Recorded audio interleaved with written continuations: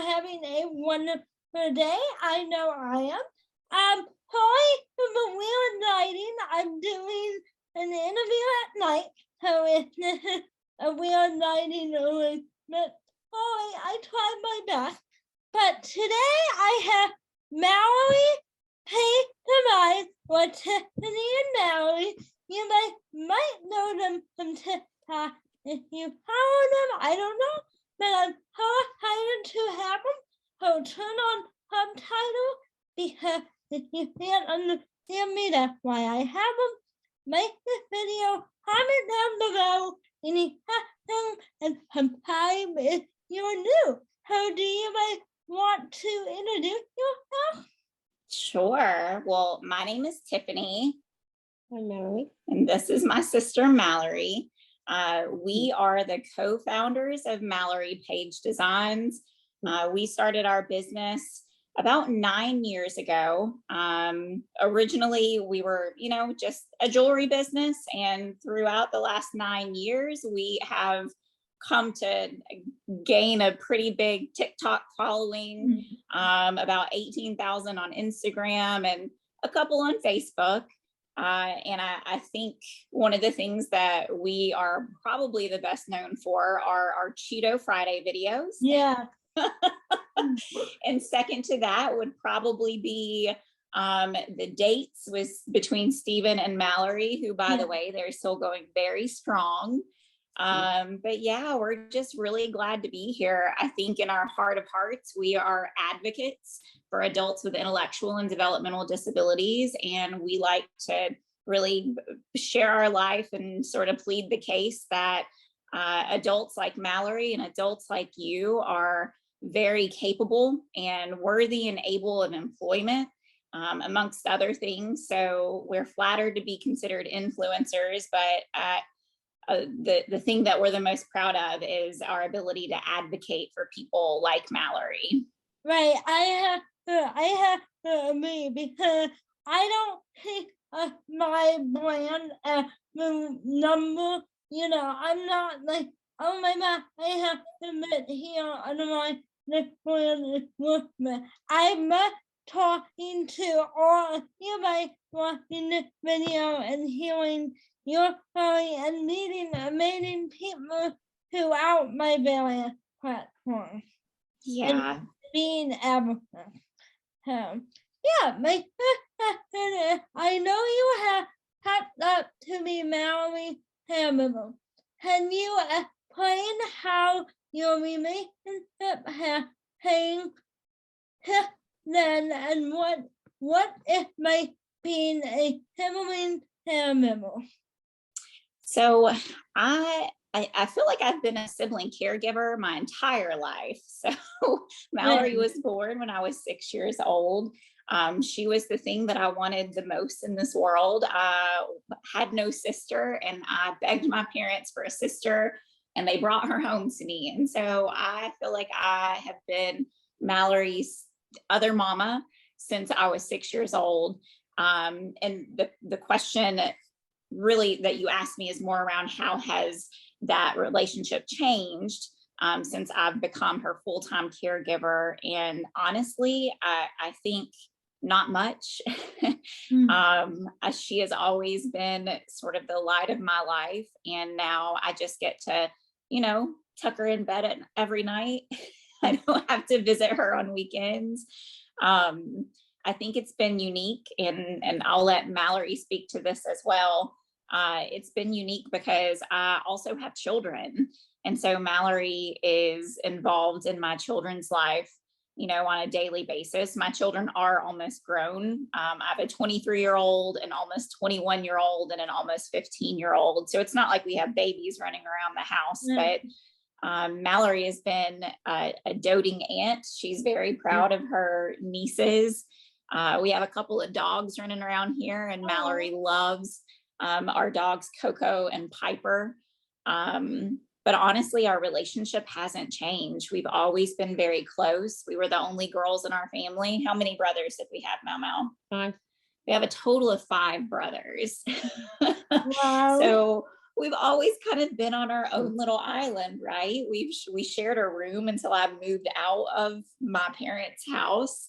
So we've always been very close, but now, we share a whole house. So my mom calls it being roommates, right? Yeah. What is your favorite part of our relationship? What do you like so much about living with me? I don't know. What's your favorite thing to do? Hanging out with something. You like to hang out with me? Yeah. Do you like Cheeto Fridays? Yeah. And what else do we do on Fridays? My favorite. French braid Fridays. So we try to develop kind of a routine. Mallory likes to know what to expect, on a daily basis. So we try to do things on the same days and keep her on schedule. But, Mallory is a almost 32-year-old woman with her own social life and her own love life.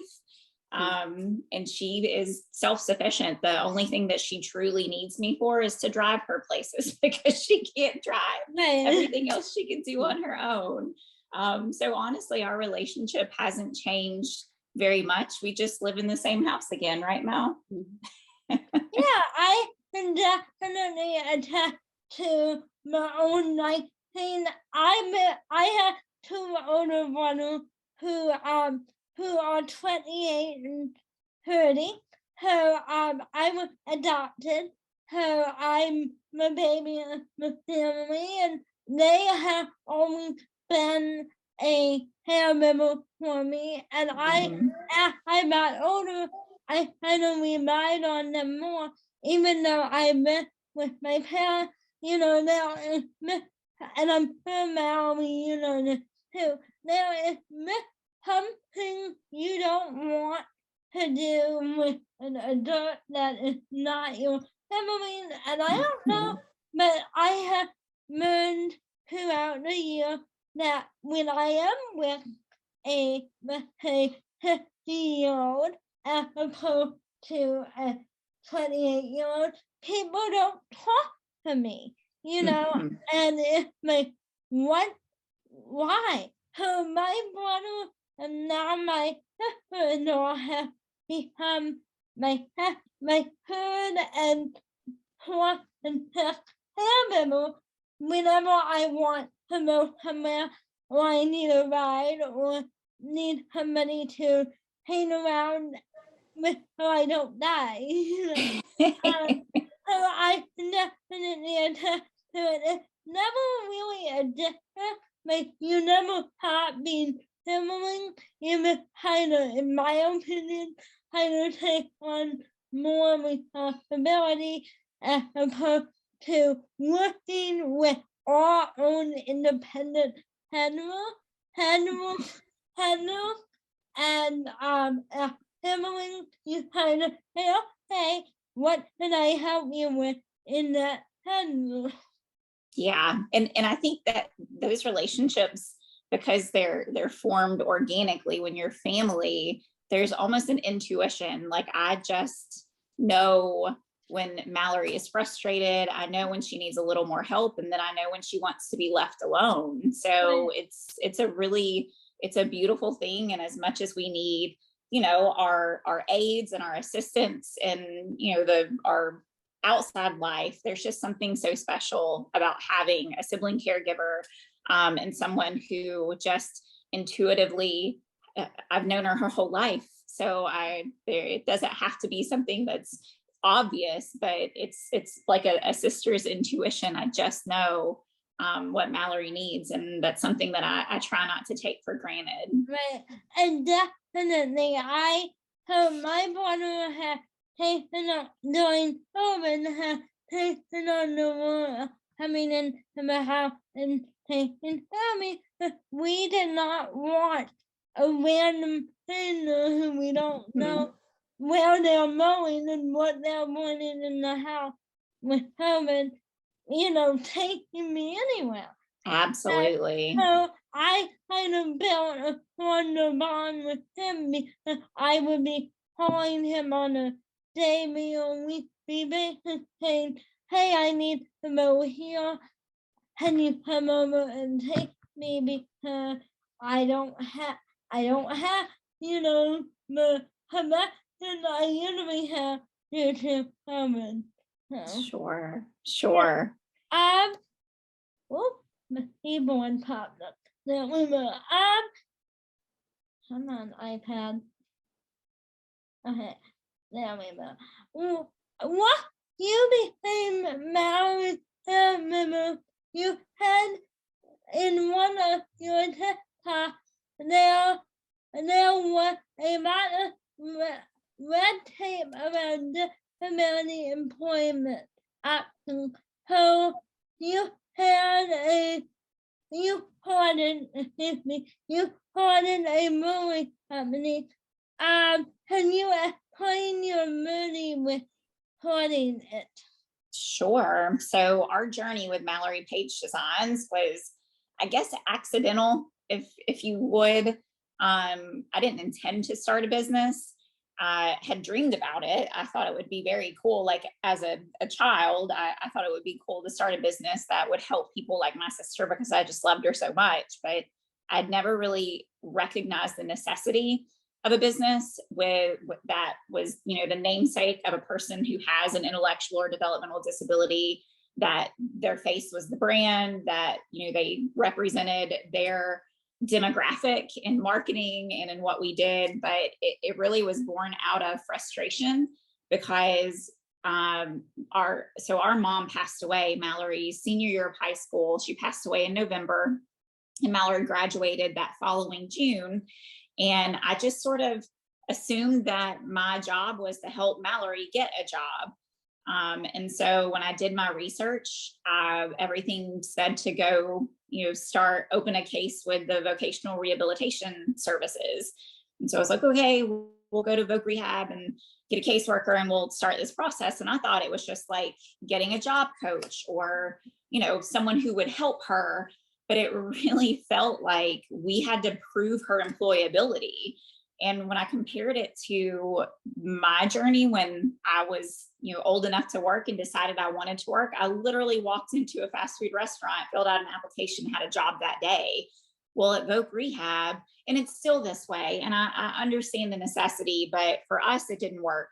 At Voc Rehab, Mallory needed to take an IQ test.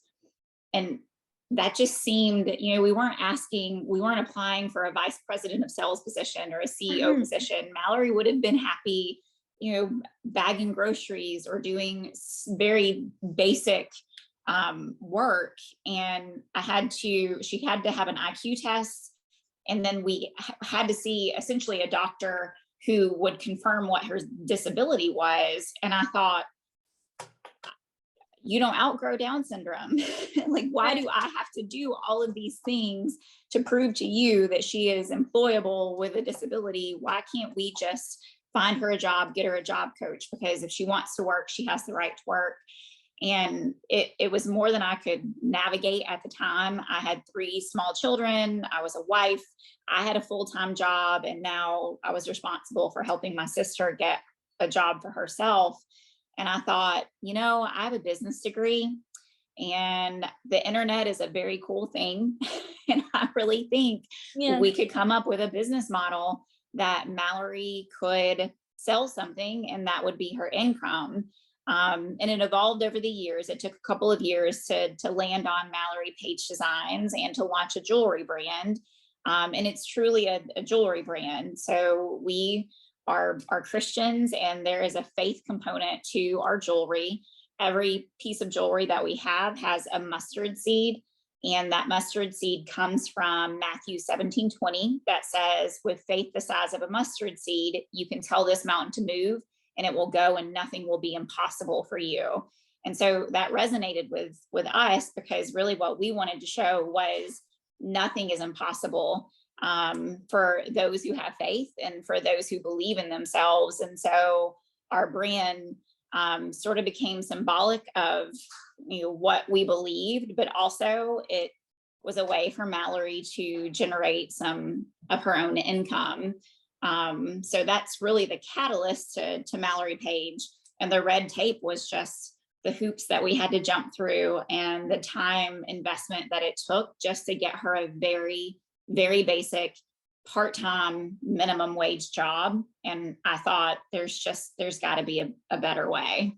Yeah, and I hear my company out there, we want to do a nonprofit or whatever, or a well-known company, or paid to hire people, and I could be completely wrong here, but I feel like they're paid to hire people because they with disability, because they feel like we might be a liability, or they might need extra resources to assist that person, because like for me, like I need somebody at least within 50 feet of me or in yelling distance, because I could yell for help if I needed it. And Yeah. most places I feel like don't want to put up with that, so they don't even put an option. And then when people like you and me, Mo, or Mallory, when you if you wanted to go in there, they wouldn't even the benefit of the doubt as to what we were saying, which I think is very wrong. Yeah, it's heartbreaking because you are so intelligent, and to think that someone would bypass bringing someone who could contribute to their business because they don't want to accommodate. And, the Americans with Disabilities Act makes it illegal not to accommodate your employees who have disabilities, but the battle is getting employees with disabilities to begin with. So I think we need to create more businesses that employ people with disabilities. The thing that I've learned is people want to do good with their money. You don't have to be a nonprofit for someone to do business with you, for you to employ somebody with a disability. But there are so many businesses that have put their employees as the face of their brand, and it attracts people who want to do business with companies that are in line with their own belief system. Look at, Biddy and Bows, look at John's Crazy Socks. Look, there's all kinds of restaurants and coffee shops, specialty businesses that are really focusing more on their employees than they are the companies. Richard Branson says, if you focus on making your employees happy, your employees will focus on making your customers happy. And I believe that to the core of my being. And so my dream is to open a business that, Mallory Paige Designs is wonderful, but we really do it from the privacy of our home. We create our jewelry, we pack it, Mallory helps me pack it, and we ship it, but it's just us, and we can't really bring on employees because we do this from home. My dream is to create a business where the typically abled community and the differently abled community come together and really enjoy each other's company. So I think we need more businesses that focus on that aspect of employing people with different abilities, so that it attracts their customers who are in line with that belief system and want to do business with them because they do that. Right, and I 100% agree with you, because I know I'm a state nurse family, and we have businesses that employ people with intellectual disability, which is great. But I don't see anybody who is employing people with physical disability and intellectual all at the same time. So they're really appealing to that one part of the disability community, which is wonderful. We're making progress, but I'd like to be able to go out in the community and get hired at a place like that, as opposed to being told, "Oh, we don't have the resources." Yeah.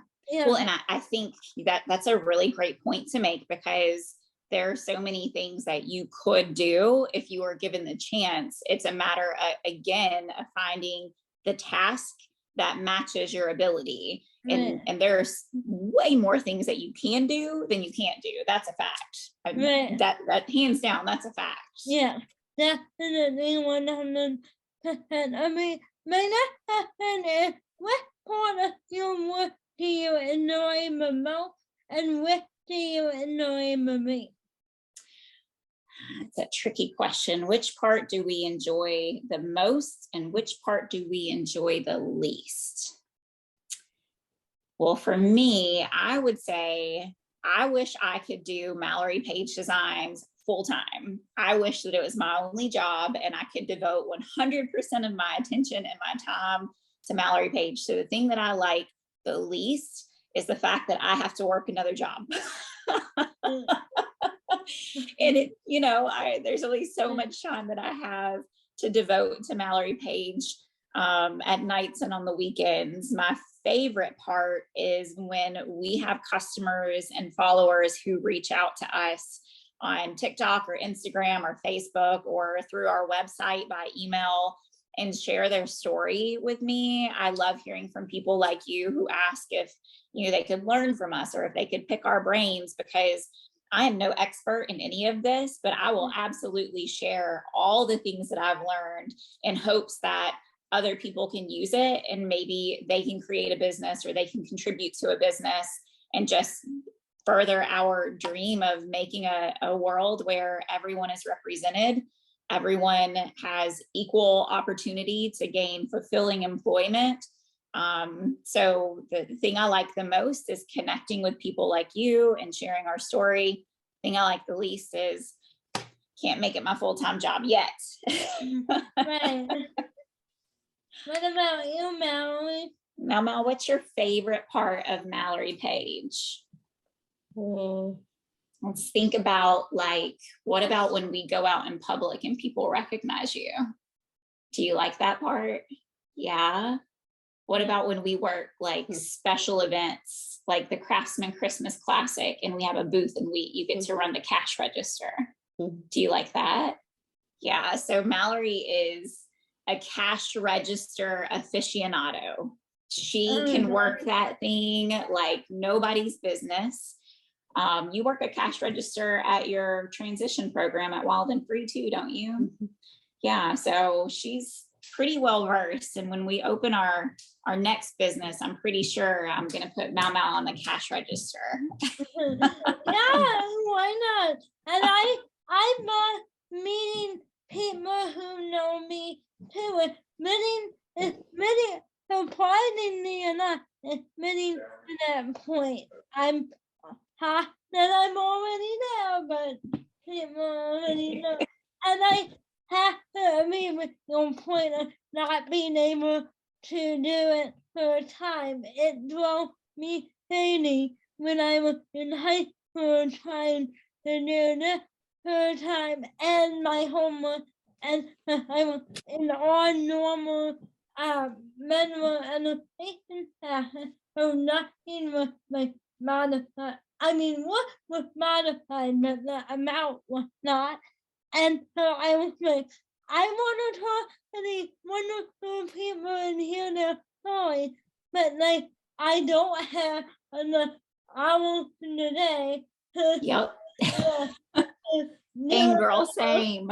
I was like, this is gonna have to wait another 2 weeks, and it knows me crazy. Yeah, well, for us, orders come through, and my husband is amazing. He helps us fulfill orders as well, and it breaks my heart when I travel a lot for work, and I'm by airplane, and I'm staying in hotels, and orders will come through, it notifies me on my phone, and I'm like, I wish I was home because I just want to go ahead and fulfill the order, but I'm, away from home. So my husband is my support system. He helps us a ton, doesn't he? And then of course, Mal Mal is at home, but there can only be one of us, Anna, just one of us. And maybe if we could clone ourselves, we could get a whole lot more done. Yeah, I agree. Yeah.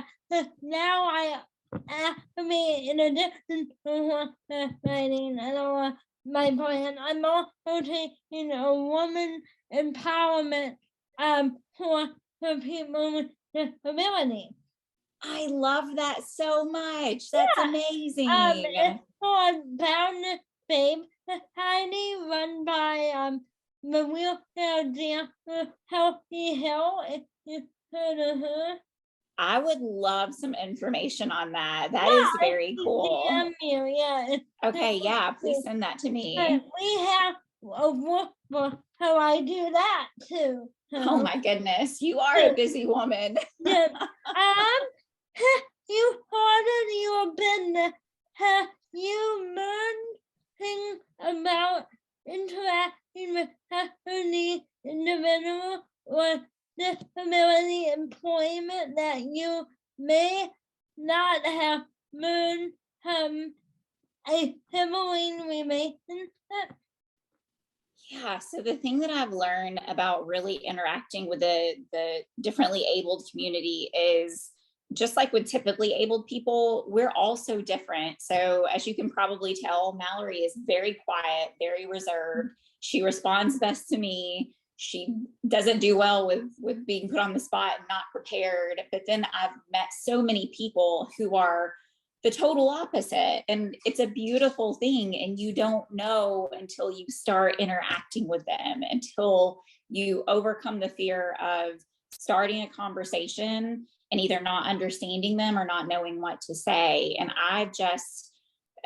being in the position that we're in with the amount of followers that we have, you have to let go of that fear. And so I think the thing that I've learned is talk to everybody. Even if you're not sure you're going to understand each other or have anything in common, what's the worst that could happen? You learn something new, right? So I think it was something that I never expected when we started Mallory Paige Designs, but it's something that I'm so grateful to have learned. I never expected to be in a position where we influence people to the degree that I wanted to inspire them because our jewelry has a message, but I never expected to have a platform where Mallory and I would be considered influencers. And so when you're considered an influencer, you must talk to people. People want to be inspired. People want you to have something to say. And so it's pushed me out of my comfort zone, and I have to talk to more people. I think naturally we're introverts.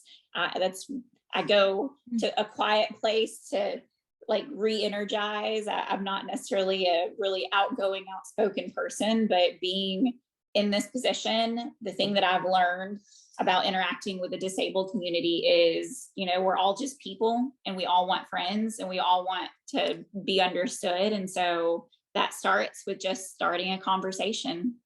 Right. And did you become social media influencer because of your business and people started following you?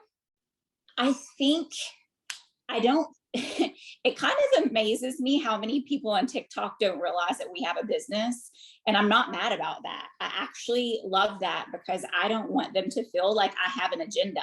I don't have an agenda. If Mallory Paige Designs takes off and we sell 1 million pieces of jewelry, cool. If it doesn't and we sell one, still cool, because we have 500,000 followers on TikTok that we get to speak love into their life every day. So I think the very first video on TikTok that went viral, I'll use that with air quotes because I don't even think it's hit 1 million views yet, but I just was in a hotel room, and I'm literally like, I have my camera on my phone, and I tell our story about how I was 6 years old when Mallory was born, how I was her biggest fan, and how I was her biggest advocate. And then we lost our mom, and this was our journey. And I went to bed with like maybe 20 followers, and I woke up to 14,000. And I thought, oh, that's what TikTok is. Oh my God. So I think just the story of, everybody wants to hear a good story. I think our story is what really made people pay attention to us on TikTok. And then it just kind of took off from there. And Cheeto Friday helped her. She met Steven, the love of her life, in February, it'll be 2 years, right? 2 years ago, and we just post videos about like our life, and some of it's fun and some of it's sad and some of it's taking out the trash. So I don't think it had anything to do with our business initially, but we like people to know that we do have a business. That's the reason Mallory Page Designs exists, is Mallory Page Designs is a business. Yeah, your media platform TikTok. Our favorite, sorry, repeat that again, is our favorite social media platform TikTok. The one you started with TikTok, what did you start on Instagram? No, we actually started on Facebook. Oh my gosh. Yeah. We started on Facebook, and honestly, I don't even know if we have like 2,000 Facebook followers to this day. Like, social media blows my mind that you could have 500,000 followers on one platform and a couple thousand on another. Just, it's remarkable. So we started with Facebook, soon after Instagram. Instagram was our biggest platform for a while. I mean, not much more than Facebook, but then when we started our TikTok, we originally joined TikTok as a business. And when we had a couple of TikToks go pretty viral, they started following us on our other social media platforms. And then we changed our account from a business account to a creator account, so that we could also participate in the TikTok Creator Fund, which has been lovely. And that has made us take off even more. And so people seek us out from TikTok, but it was the last one that we started with, believe it or not. Wow, that's amazing. Uh-huh. I would have thought, and I would have thought, hey, TikTok was the platform, but no. Nope. I think we've been on TikTok for a little over 3 years now, maybe 2.5 years. Yeah. We've only been on TikTok for a short while. Wow. What changes would you like to see as far as disability employment? I think, to our point earlier, part of what I hope to do in all of our social media platforms is to put a face and a story to what a disability is, and hopefully someone who owns a business is watching us, or someone who is hiring at a business is watching us and decides, maybe I should reconsider if we have a job opening, maybe I should seek out someone who is differently abled, because of all the amazing things they're seeing on our social media platform. I think there's been a stigma associated with different abilities like cerebral palsy and Down syndrome and autism, that they're, to be blunt, they're lies. The world has been lied to you. Yeah. And so we want to tell the truth behind what a disability is. It's actually not a disability. It's just someone who does things different, and maybe at a different pace. So the changes that we would like to see for disability employment is more employers considering the disabled community for the appropriate jobs. Again, we're matching the task to the ability. We're not asking someone who isn't capable of doing a job that requires them to stand up for 10 hours at a time. That's not what it's about. If you have a task and a job that someone with a disability can do, consider seeking them out. Where Mallory goes to, she is in an adult a transition program, 3 days a week. They have had some local employers come to them and ask them, hey, do you have anyone who would be interested in doing this kind of work? And then, of course, the program directors know who can do what and who would be interested in what, and they seek out that adult and ask them, hey, would you be interested in applying for this job? So it might take a little bit more effort on behalf of employers, but seek out people with different abilities. There are also studies that show it makes for a happier workplace, that their fellow employees are more satisfied with their jobs when they work with people who have different abilities. And so to me, it's a win-win. but nobody has ever thought about it that way. So our hope is that what we're doing changes the way that society thinks about disability, specifically those who are in positions of leadership and management at businesses that would be the ones to hire people like you and people like Mallory. Right, and I almost think that they also need to have disabled people on the hiring committee as well, because like I said, my volunteer mom, they weren't even gonna consider that as an option or consider anything as an option. Exactly. It's all about representation. You need Right. someone who knows what you go through to represent you in all these situations. So Right. that's a really great point. Someone on who would be advising the person who is hiring, or maybe Right. the person themselves, to have someone with a different ability would be so important, because they're going to know exactly what aids or adaptations will need to be done in order to employ those people. The thing is, it's easier than we think it is. Those adaptations and aids are so much easier than we've built them up to be. We just have to be willing to think differently. Right. And my mom has what is the better piece of advice for having caregiver or business owner? My biggest piece of advice for sibling caregivers or business owners, I think for sibling caregivers, I would encourage, especially the ones who aren't exactly in the position that I'm in. I mean, Mallory is with me full time, and we're doing this adult life together. Our parents are not involved, or our parents have passed away. To have faith, to know that you are capable of providing a good life for your sibling, but they're going to do the same for you.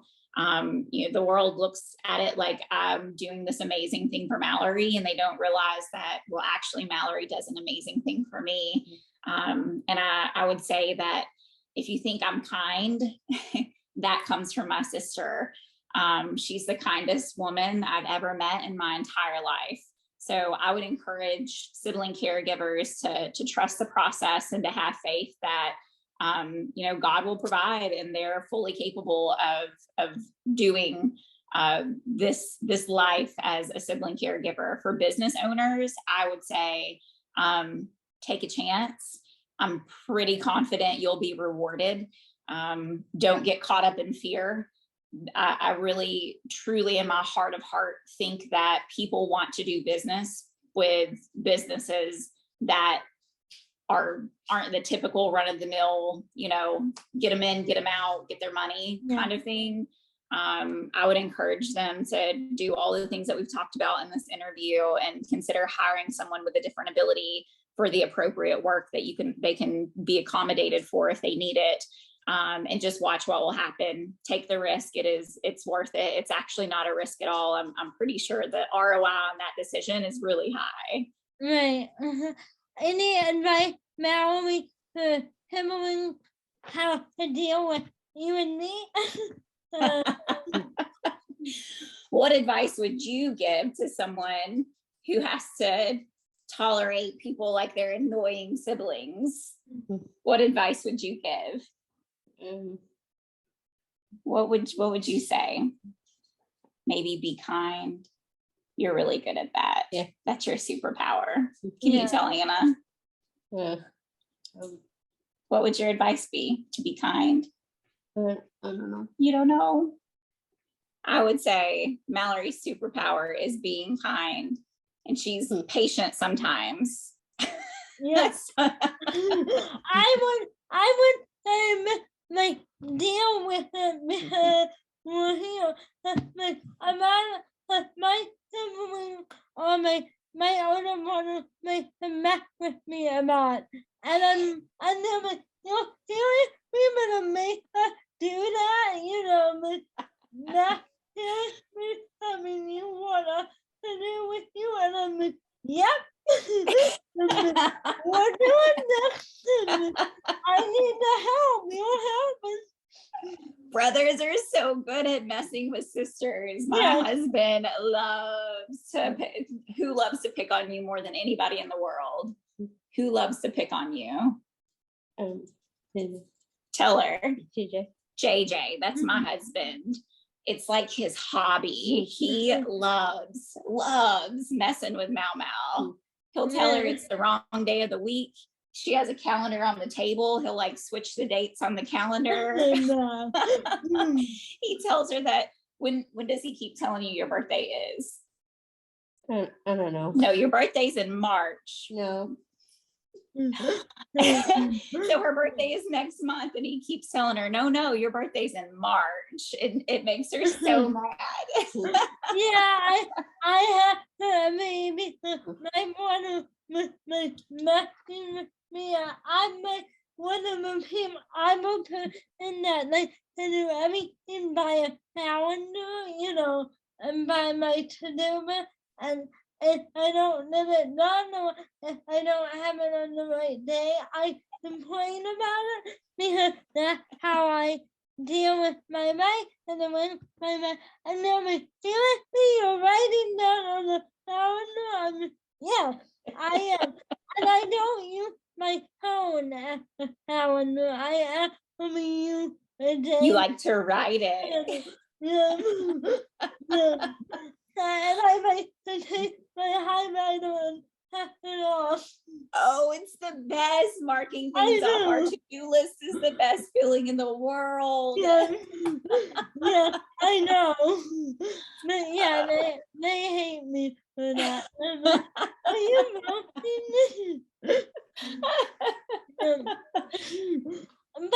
thank you everybody for watching the video.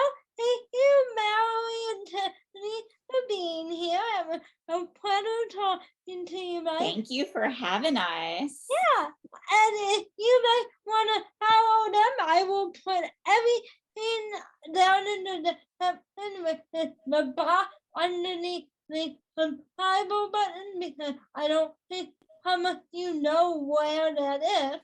And you can definitely read that because it has their information and all, if you're new here, all my information as well. And I will see you guys in my next video. Bye! I'm gonna